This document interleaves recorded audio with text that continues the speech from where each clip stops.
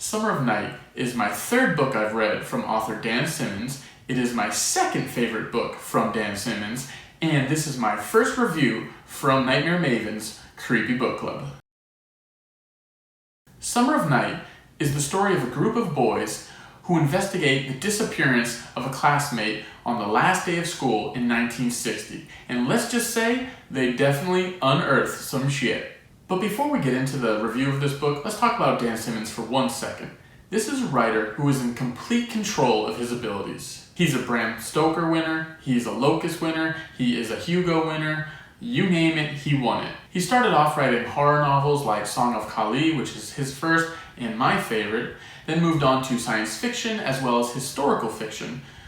Most people know him best as the writer of The Terror, which is now a television show, and also he wrote a book called Drood, which is about the final days of Charles Dickens and the writing of the final book, The Mystery of Edwin Drood. Stephen King is and always has been a fan of Dan Simmons' work. You can know this by reading the back of this book. This is a nice blurb from Stephen King. However, I do want to point out there's a bit of shade going on here. He kind of calls out Clive Barker, saying that this writer surpasses Clive Barker.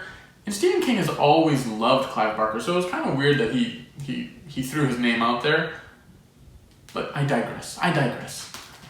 However, Stephen King is a huge topic of conversation because this book has so many similarities to some of his works. For example, you could say that this summary of this book is almost the exact same as It. It's about a group of kids in a small town who face off against pure evil. Also, I'm reminded of the group of kids in Dreamcatcher, and it's that same sort of effect of those small town, small group of kids. And even if you look at The Body, the short story of Stephen King, where a group of kids go on a search to find a missing kid, well, same setup as this book. And of course, that short story of Stephen King ends up being Stand By Me, one of the great all-time films. Although these similarities are obvious, there's no way that Dan Simmons is trying to emulate anyone here. The characters in this book are exceptional. Dan Simmons really takes his time in developing each and every one of them, and because of this, you're willing to follow them anywhere they go. It reminds me a lot of Alfred Hitchcock's Psycho.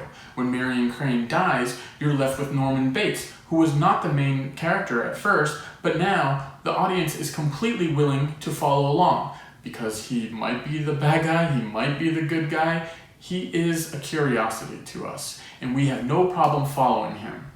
It's the same with this book. We have multiple characters that might as well be the main character, so if one dies, we're following the others because we're intrigued by each and every one of these characters. I also love the feel of this book. For every time they ride their bikes, play sports, go in their back and forth banter, hang out in the woods, hang out in caves, everything they do, it brings back this huge sense of nostalgia for me. It reminds me of the way that Ray Bradbury writes about childhood. The locations are great too. I absolutely love the old Central School, which is about to close down.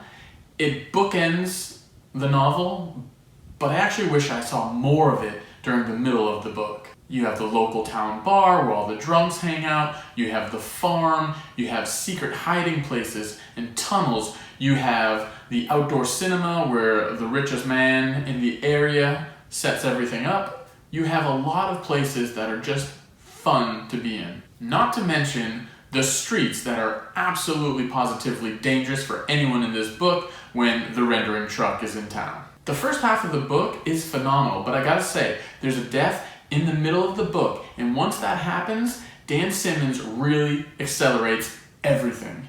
He makes it move. He makes you want to read every scene right away. You want to turn the pages faster than you can actually read. It's that good.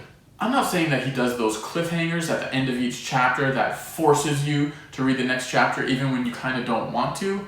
What I'm saying is that Dan Simmons is so good within each chapter, you don't have any choice but to continue reading.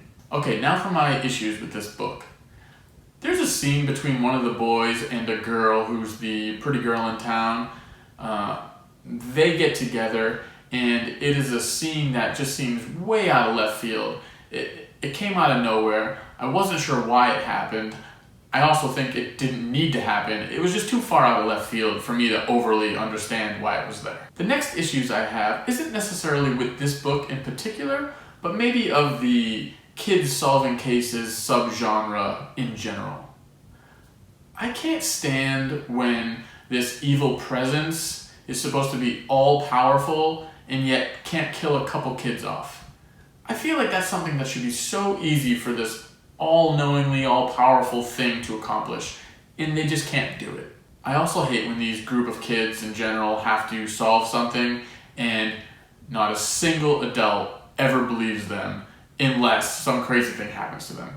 I mean, the idea of these kids not telling their parents, and yeah, they do try to tell sometimes, but if I was in this situation, I would be telling my parents every minute of every hour of every day, yo, there's some shit that's going on that we need to deal with. Overall, I love this book. I really can't wait to read The Winter of Night, which takes the main character into adulthood and apparently he returns home. Again, sounds a little bit like it, right? With that being said, there's actually 4 books in total, including Summer of Night, that have characters from this first initial book. So I do eventually want to read all those ones as well.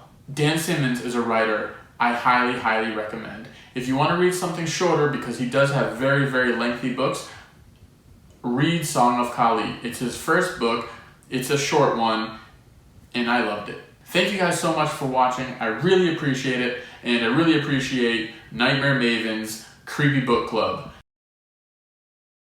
If you're not on it, you should get on it. It's on Goodreads. Just type in Creepy Book Club and it'll pop up.